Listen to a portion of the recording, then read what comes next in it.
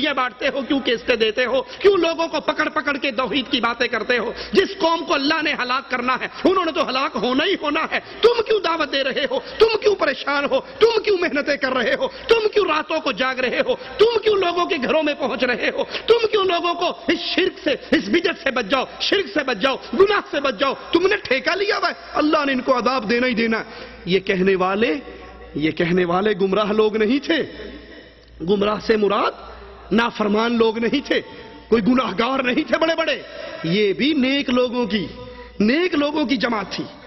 ایک نیک لوگ وہ جو ہفتے والے دن شکار نہیں کھیلتے تھے، دوسرے وہ جو شکار کھیلتے نہیں تھے لیکن کھیلنے دیتے بھی نہیں تھے، تیسری وہ جو شکار کھیلتی تھی۔ تین پارٹیاں تھیں۔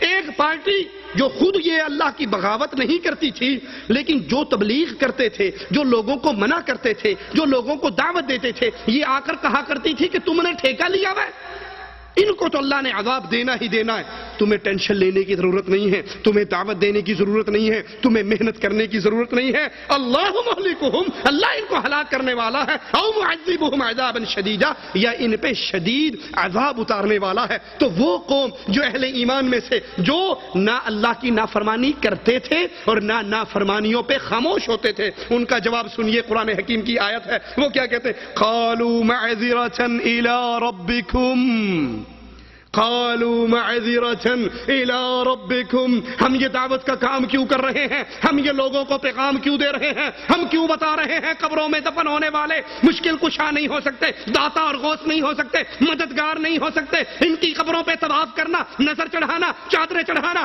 پھول دینا، دیے جلانا، ان کے اوپر آ کر سجدہ ریز ہونا، ان کے پاس بکروں کی نیاز دینا، ان کو آ کر پکارنا، ان سے اولاد مانگنا، ان سے مدد مانگنا، ان سے عزت مانگنا، ان سے فتح مانگنا، یہ سب شرک ہے، یہ جہنم میں جانے کا سبب ہے۔ ہم یہ دعوت کیوں دیتے ہیں؟ قالوا معذرة الى ربکم، یہ دعوت اس لیے دیتے ہیں کہ ایک گھڑی وہ آنے والی ہے، ایک دن وہ آنے والا ہے جب مالک کے دربار میں کھڑے ہوں گے، اللہ کے دربار میں ہوں گے، اللہ ہم سے سوال کرے گا تو ہم اللہ کے سامنے معذرت پیش کر سکیں گے، ہم اللہ کے سامنے کم از کم یہ ہیلا کر سکیں گے، ہم اللہ کے سامنے یہ حجت کر سکیں گے، اللہ ہم نے ان کو منع کیا تھا کہ قبروں پر مزاروں پر میلے نہ لگایا کرو، اللہ ہم نے انہیں منع کیا تھا علی کو مشکل کشا نہ کہا کرو، اللہ ہم نے منع کیا تھا محرم کے اندر تعزیے نہ نکالا کرو، اللہ کے رسول کے اہل و عیال کو مشکل کشا نہ سمجھا کرو، ہم نے ان کو شرک کرنے سے منع کیا تھا، ہم نے ان کو بدعت کرنے سے منع کیا تھا، ہم نے ان کو اپنے گھر پہ ڈش اینٹینے لگانے سے منع کیا تھا، ہم نے ان کو غیبتیں کرنے سے منع کیا تھا، ہم نے ان کو داڑیاں شیو کرنے سے منع کیا تھا،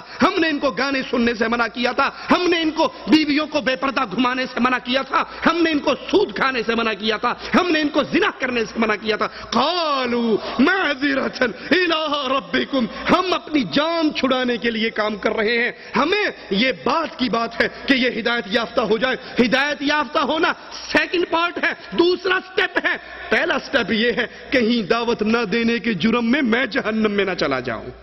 میں دعوت اس لیے دے رہا ہوں کہ اپنی جان کو بچاؤں، اپنے آپ کو آگ سے دور کروں۔ معذرة الى ربکم، سب سے پہلے میں اپنی جان بچانے کے لیے اللہ کی توحید کی دعوت کا کام کرتا ہوں۔ وَلَعَلَّهُمْ يَتَّقُونَ، ایک مقصد تو یہ ہے کہ دعوت دے کر میری جان بچ جائے، دوسرا مقصد یہ ہے ہو سکتا ہے ان میں سے کوئی ہدایت پا جائے۔ یاد کرو اللہ کی قسم، علی وجہ البصیرہ یہ بات کہہ رہا ہوں، قیامت کے دن بہت سے لوگ ہوں گے جو نیکوکار ہوں گے لیکن ہو سکتا ہے گناہگاروں کے ہاتھ ان کے گلے میں ہو۔ میں جذبات میں آ کر نہیں کہہ رہا، علی وجہ البصیرہ کہہ رہا۔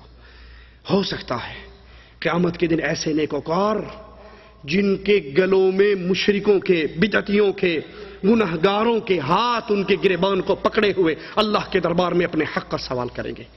ہو سکتا ہے وہ کہیں اللہ میں اس بندے کا پڑوسی تھا، میرا بچہ رات کو 12 بجے بیمار ہو جاتا، میں اس کو فون کرتا، یہ گاڑی نکال کے آ جاتا اور میرے بچے کو ہسپتال لے جاتا۔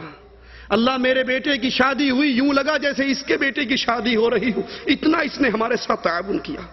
اللہ مجھے پیسوں کی ضرورت ہوتی، میرا بھائی بن کے مجھے قرضہ دیتا، میرے بچے سکول میں کمزور تھے، اس کی بیوی نے کہا میرے گھر بھیج دیا کرو ٹیوشن، بغیر پیسوں کے میں پڑھا دیا کروں گی۔ اللہ، دنیا کا کوئی مسئلہ نہیں تھا جس میں میرا یہ سپورٹر نہ بنتا ہو، جس میں میرا یہ ساتھی نہ بنتا ہو، لیکن اے اللہ، ہمارے گھر سے ہر 11ویں کی تاریخ کو بابے کے نام پہ سبیل لگتی تھی، یہ دیکھتا تھا۔ اے اللہ، اس نے مجھے کبھی منع نہیں کیا، اے اللہ اس نے مجھے کبھی منع نہیں کیا، اس نے میرے سامنے کبھی تیری توحید کی باتیں نہیں کی، دنیا کے ہر مسئلے میں میری مدد کی، لیکن دین کی بات اس نے مجھے کبھی نہیں سنائی اور کبھی نہیں بتائی۔ مجھے اس سے بدلہ لے کر دے۔ کیا خیال ہے ہمارا اس دربار میں کیا جواب ہوگا؟ کتنے ہی وہ لوگ ہیں جن کی آپ اور میں ہر مسئلے میں مدد کرتے ہیں، لیکن ان کے شرک اکبر کو دیکھ کر، ان کے گناہوں کو دیکھ کر، ان کی خطاؤں کو دیکھ کر، دین اسلام پہ چلنے والی چھریوں کو دیکھ کر ہم اپنے مفادات کے لیے خاموش ہو جاتے ہیں اور ان کو دعوت نہیں دیتے۔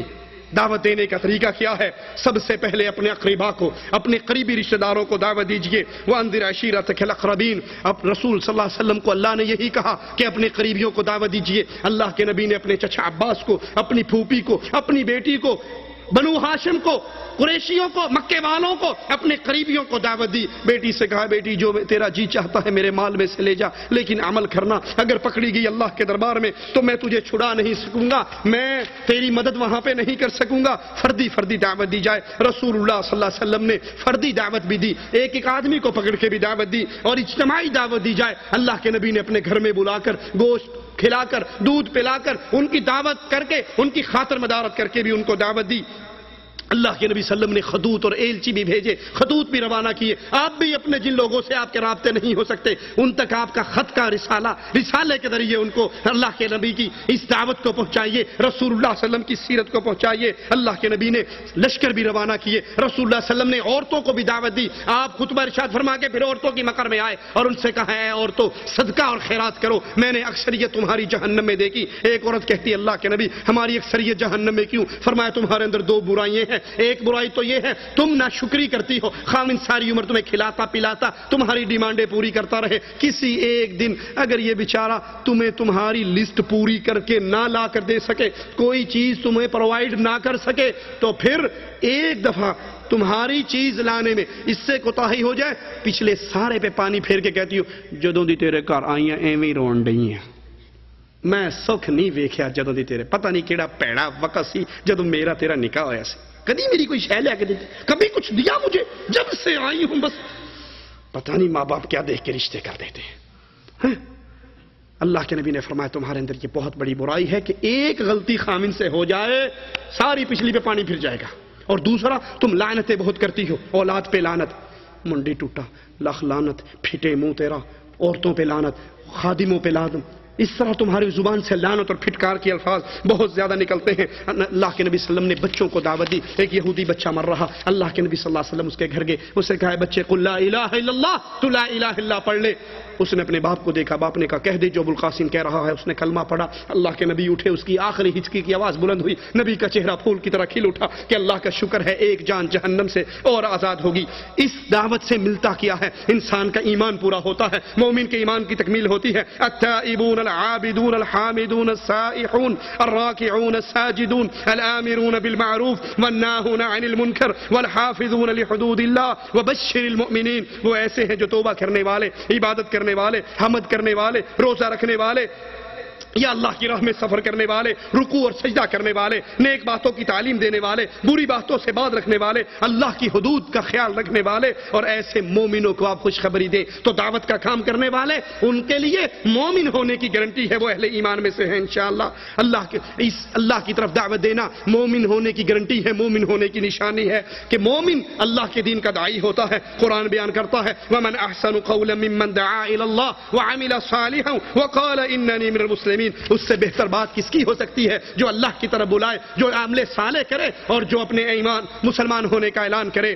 حکومت اور شوکت کا حصول اسی دعوت کے ذریعے ہوتا ہے۔ الذین ان مکناہم فی الارض اقاموا الصلاۃ وآتوا الزکاۃ وامروا بالمعروف وَنَهُوا عَنِ الْمُنْكَرِ وَلِلَّهِ عَاقِبَةُ الْأُمُورِ. یہ وہ لوگ ہیں اگر ہم ان کو زمین میں حکومت دیتے ہیں، یہ نماز قائم کرتے ہیں، یہ زکوٰۃ دیتے ہیں، نیکی کا حکم دیتے ہیں اور برائی سے روکتے ہیں. یہ صالحین کی نشانی ہے دعوت کا کام کرنا. یؤمنون باللہ والیوم الآخر ویأمرون بالمعروف وینہون عن المنکر ویسارعون فی الخیرات واولئک من الصالحین. یہ اللہ تعالیٰ پر قیامت کے دن پر ایمان رکھتے ہیں، بھلائیوں کا حکم دیتے ہیں، برائیوں سے روکتے ہیں اور بھلائیوں کے کاموں میں جلدی کرتے ہیں. یہ نیک بخت لوگ ہیں، یہ نیک لوگ ہیں، یہ نیک لوگ ہیں. فلاح و کامیابی کی ضمانت ہے یہ دعوت کا کام کرنا. وَلْتَكُن مِّنكُمْ أُمَّةٌ يَدْعُونَ إِلَى الْخَيْرِ وَيَأْمُرُونَ بِالْمَعْرُوفِ وَيَنْهَوْنَ عَنِ الْمُنكَرِ وَأُولَئِكَ هُمُ الْمُفْلِحُونَ. تم میں سے ایک جماعت ایسی ہونی چاہیے جو بھلائی کی طرف بلائے، نیکی کے کاموں کا حکم کرے، برے کاموں سے روکے، اور یہی لوگ فلاح و نجات پانے والے ہیں.